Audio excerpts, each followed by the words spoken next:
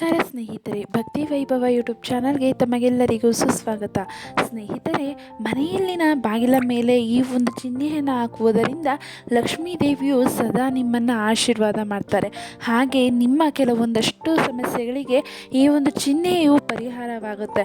ಹಾಗಿದ್ರೆ ಯಾವ ಚಿಹ್ನೆಯನ್ನು ಬಾಗಿಲ ಮೇಲೆ ಹಾಕಬೇಕು, ಈ ಚಿಹ್ನೆಯನ್ನು ಹಾಕುವುದರ ಲಾಭಗಳೇನು, ಲಕ್ಷ್ಮೀ ದೇವಿಯ ಆಶೀರ್ವಾದವನ್ನು ಹೇಗೆ ಪಡ್ಕೋಬೋದು ಅನ್ನೋದನ್ನು ವಿಡಿಯೋ ಮೂಲಕ ತಿಳ್ಕೊಳ್ಳೋದಕ್ಕಿಂತ ಮುಂಚೆ ದಯವಿಟ್ಟು ಚಾನಲನ್ನು ಸಬ್ಸ್ಕ್ರೈಬ್ ಮಾಡ್ಕೊಳ್ಳಿ. ವಿಡಿಯೋ ಇಷ್ಟ ಆಯಿತು ಅಂದರೆ ವಿಡಿಯೋಗೆ ಲೈಕ್ ಮಾಡಿ, ಶೇರ್ ಮಾಡಿ, ಕಮೆಂಟ್ ಮಾಡಿ. ಹಾಗೆ ಕಮೆಂಟ್ ಬಾಕ್ಸ್ನಲ್ಲಿ ಓಂ ಶ್ರೀ ಮಹಾಲಕ್ಷ್ಮಿಯೇ ನಮಃ ಎಂದು ಕಮೆಂಟ್ ಮಾಡಿ. ಸ್ನೇಹಿತರೆ, ಸ್ವಸ್ತಿಕ್ ಚಿಹ್ನೆಯು ಲಕ್ಷ್ಮೀ ದೇವಿಯ ರೂಪವಾಗಿದೆ. ನೋಡಿದ್ರಲ್ಲ, ಈ ಒಂದು ಚಿಹ್ನೆಯನ್ನು ನೀವು ಬಾಗಿಲ ಮೇಲೆ ಹಾಕಬೇಕಾಗತ್ತೆ. ಸ್ವಸ್ತಿಕನ್ನು ಮನೆಯಲ್ಲಿ ಹಾಕುವುದರಿಂದ ಲಕ್ಷ್ಮೀ ದೇವಿಯ ಆಶೀರ್ವಾದವನ್ನು ಪಡೆದುಕೊಳ್ಳಬಹುದು. ಅಷ್ಟು ಮಾತ್ರವಲ್ಲ, ಈ ಎಲ್ಲ ಸಮಸ್ಯೆಗಳಿಗೂ ನಿವಾರಣೆಗೂ ಸ್ವಸ್ತಿಕ್ ಚಿಹ್ನೆ ಪ್ರಯೋಜನಕಾರಿ. ಅಂದರೆ ಯಾವ ಸಮಸ್ಯೆಗಳ ನಿವಾರಣೆಗೆ ಯಾವ ರೀತಿಯಾದ ಸ್ವಸ್ತಿಕ್ ಚಿಹ್ನೆಯನ್ನು ಹಾಕಬೇಕು ಅನ್ನೋದನ್ನು ವಿಡಿಯೋ ಮೂಲಕ ನೋಡೋಣ.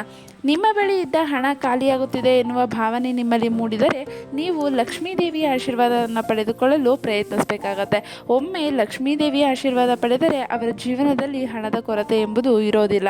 ಕೈ ಹಿಡಿದ ಎಲ್ಲ ಕಾರ್ಯಗಳು ನಿರ್ವಿಘ್ನವಾಗಿ ಪೂರ್ಣಗೊಳ್ಳುತ್ತದೆ.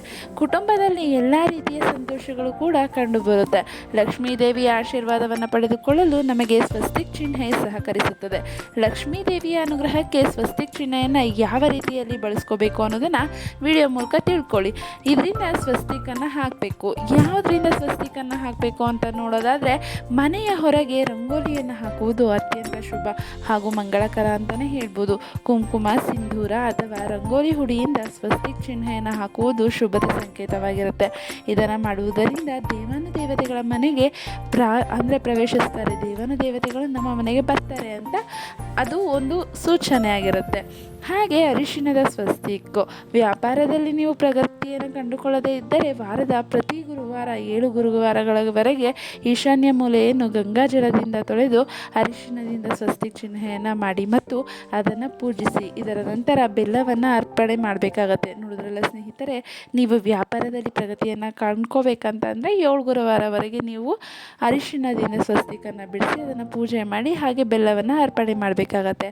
ಹಾಗೆ ದೇವರ ವಿಗ್ರಹದೊಂದಿಗೆ ಸ್ವಸ್ತಿಕ್ ಅಂದರೆ ಸ್ವಸ್ತಿಕ್ ಚಿಹ್ನೆಯನ್ನು ಹಾಕಿ ಅದರ ಮೇಲೆ ಯಾವುದೇ ವಿಗ್ರಹ ಅಂದರೆ ದೇವರ ವಿಗ್ರಹವನ್ನಿಟ್ಟು ಪೂಜಿಸಿದರೂ ಅವರು ಶೀಘ್ರದಲ್ಲಿ ಸಂತುಷ್ಟರಾಗ್ತಾರೆ. ದೇವರನ್ನು ಸಂತುಷ್ಟಗೊಳಿಸಲು ಸ್ವಸ್ತಿಕ್ ಚಿಹ್ನೆಯನ್ನು ಹಾಕುವುದು ಅತ್ಯಂತ ಮಂಗಳಕರ ಅಂತಲೇ ಹೇಳ್ಬೋದು. ಇನ್ನು ನೀವು ನಿಮ್ಮ ಇಷ್ಟ ದೇವರನ್ನು ಅಥವಾ ಇಷ್ಟ ದೇವತೆಗಳನ್ನು ಪೂಜಿಸುತ್ತಿದ್ದರೆ ಆ ಸ್ಥಳದಲ್ಲಿ ಸ್ವಸ್ತಿಕನ್ನು ಹಾಕಿ ಪೂಜೆಯನ್ನು ಮಾಡಿದ್ರೆ ದೇವಾನುದೇವತೆಗಳ ಆಶೀರ್ವಾದ ದೊರೆಯುತ್ತೆ ಅಂತಲೇ ಹೇಳ್ತಿದ್ದಾರೆ. ಹಾಗೆ ದೀಪವನ್ನು ಬೆಳಗಿಸ್ಬೇಕಾದ್ರೆ ಅಂದರೆ ದೇವರನ್ನು ನೀವು ಪೂಜೆ ಮಾಡುವ ಸ್ಥಳದಲ್ಲಿ ಸ್ವಸ್ತಿಕನ್ನು ಹಾಕಬೇಕಾಗತ್ತೆ. ಅದರ ಮೇಲೆ ಪಂಚಧಾನ್ಯ ಅಥವಾ ದೀಪವನ್ನು ಹಚ್ಚಿಡೋದ್ರಿಂದ ವ್ಯಕ್ತಿಯ ಇಷ್ಟಾರ್ಥಗಳು ಅಲ್ಪಾವಧಿಯಲ್ಲಿ ನೆರವೇರುತ್ತೆ ಅನ್ನುವ ನಂಬಿಕೆ ಇದೆ. ಹಸುವಿನ ಸಗಣಿಯಿಂದ ಸ್ವಸ್ತಿಕ್ ಮಾಡಿ ಇದು ಮನೆಗೆ ಐಶ್ವರ್ಯ, ಶಾಂತಿ ಮತ್ತು ಸಮೃದ್ಧಿಯನ್ನು ತರುತ್ತೆ ಅಂತಲೇ ಹೇಳ್ಬೋದು. ಹಾಗೂ ಪಿತೃಗಳ ಆಶೀರ್ವಾದವನ್ನು ಕೂಡ ತರುತ್ತೆ ಅಂತಲೇ ಹೇಳ್ಬೋದು. ಹಾಗೆ ನಿಮ್ಮಲ್ಲಿ ಯಾವುದಾದರೂ ಆಸೆಗಳು ಇದ್ದರೆ ಅದರ ಈಡೇರಿಕೆಗೆ ಅಂದರೆ ಒಬ್ಬ ವ್ಯಕ್ತಿಯು ತನ್ನೆಲ್ಲ ಆಸೆಗಳನ್ನು ಪೂರೈಸಿಕೊಳ್ಳಲು ಬಯಸಿದರೆ ನಿಮ್ಮ ಮನೆಯ ದೇವರ ಕೋಣೆಯಲ್ಲಿ ಸ್ವಸ್ತಿಕನ್ನು ಹಸುವಿನ ಸಗಣಿ ಅಥವಾ ಕುಂಕುಮದಿಂದ ತಲೆ ಕೆಳಗಾಗಿ ಹಾಕಬೇಕಾಗತ್ತೆ. ನಂತರ ನಿಮ್ಮ ಆಸೆಗಳು ಪೂರ್ಣಗೊಂಡ ನಂತರ ಸ್ವಸ್ತಿಕನ್ನು ನೇರವಾಗಿ ಅದೇ ಸ್ಥಳದಲ್ಲಿ ಹಾಕಬೇಕಾಗತ್ತೆ. ಇದಾದ ನಂತರ ಉತ್ತಮ ನಿದ್ರೆಗಾಗಿ ಅಂದರೆ ರಾತ್ರಿ ಮಲಗಲು ಸಾಧ್ಯವಾಗದಿದ್ದರೆ ಮಲಗುವ ಮುನ್ನ ಮನೆಯಲ್ಲಿರುವ ದೇವರ ಸ್ಥಳದಲ್ಲಿ ತೋರು ಬೆರಳಿನಿಂದ ಸ್ವಸ್ತಿಕನ್ನು ಮಾಡಬೇಕಾಗತ್ತೆ. ಇದು ದುಸ್ವಪ್ನ ಮತ್ತು ನಿದ್ರಾಹೀನತೆಯ ಸಮಸ್ಯೆಯನ್ನು ನಿವಾರಣೆ ಮಾಡುತ್ತೆ ಅಂತಲೇ ಹೇಳ್ಬೋದು. ಹಾಗೆ ವೀಳ್ಯದೆಲೆಯ ಮೇಲೆ ಸ್ವಸ್ತಿಕನ್ನು ಹಾಕೋದು. ಬಾಗಿಲಿನ ಹೊಸಲಿನ ಎರಡೂ ಬದಿಯಲ್ಲಿ ತಳಿರು ತೋರಣಗಳನ್ನು ಮಾಡಿ ಪೂಜಿಸಿದ ನಂತರ ಸ್ವಸ್ತಿಕ್ ಮೇಲೆ ಅಕ್ಕಿಯ ರಾಶಿಯನ್ನು ಮಾಡಿ ಪ್ರತಿ ವೀಳ್ಯದೆಲೆಗೆ ಕಲಾವ ದಾರವನ್ನು ಕಟ್ಟಿ ರಾಶಿಯ ಮೇಲೆ ಇಡಬೇಕಾಗತ್ತೆ.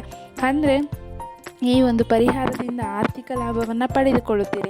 ಮನೆಯ ಈಶಾನ್ಯ ದಿಕ್ಕಿನ ಗೋಡೆಯ ಮೇಲೆ ಅರಿಶಿಣದ ಸ್ವಸ್ತಿಕನ್ನು ಮಾಡುವುದು ಮನೆಯಲ್ಲಿ ಸಂತೋಷ ಮತ್ತು ಶಾಂತಿಯನ್ನು ತರುತ್ತೆ ಅಂತಲೇ ಹೇಳ್ತಿದ್ದಾರೆ. ಸ್ನೇಹಿತರೆ, ಹಾಗೆ ಬಾಗಿಲಿನ ಮೇಲೆ ನೀವು ಸ್ವಸ್ತಿಕನ್ನು ಹಾಕಿದ್ದೇ ಆಗಿದ್ದಲ್ಲಿ ನಿಮ್ಮ ಮನೆಗೆ ಲಕ್ಷ್ಮಿಯು ಸದಾ ನಿಲ್ಲಿಸ್ತಾರೆ. ಹಾಗೆ ನಿಮ್ಮ ಮನೆಯಲ್ಲಿ ಯಾವುದೇ ನಕಾರಾತ್ಮಕ ಶಕ್ತಿ ಸುಳಿಯೋದಿಲ್ಲ. ಹಾಗೆ ನಿಮಗೆ ದೇವರ ಆಶೀರ್ವಾದ ಇರುತ್ತೆ ಅಂತ ಹೇಳ್ಬೋದು. ಸ್ನೇಹಿತರೆ, ನೋಡಿದ್ರಲ್ಲ ಸ್ವಸ್ತಿಕಿಂದ ಏನೆಲ್ಲ ಲಾಭಗಳಿದೆ ಇದ್ದಾವೆ, ಯಾವ ಯಾವ ಕಾರ್ಯಗಳಿಗೆ ಯಾವ ರೀತಿ ಸ್ವಸ್ತಿಕನ ಹಾಕಬೇಕು ಅಂತ ವಿಡಿಯೋ ಮೂಲಕ ತಿಳಿಸಿದ್ದೀನಿ. ಸ್ನೇಹಿತರೆ, ಈ ಒಂದು ಮಾಹಿತಿ ನಿಮಗೆ ಇಷ್ಟ ಆಗಿದೆ ಅಂತ ಅಂದ್ಕೊತೀನಿ. ಇಷ್ಟ ಆಗಿದರೆ ವಿಡಿಯೋಗೆ ಲೈಕ್ ಮಾಡಿ, ಶೇರ್ ಮಾಡಿ, ಕಮೆಂಟ್ ಮಾಡಿ, ಹಾಗೆ ದಯವಿಟ್ಟು ಚಾನಲನ್ನು ಸಬ್ಸ್ಕ್ರೈಬ್ ಮಾಡ್ಕೊಳ್ಳಿ. ವಿಡಿಯೋ ವೀಕ್ಷಿಸಿದ್ದಕ್ಕಾಗಿ ಧನ್ಯವಾದಗಳು.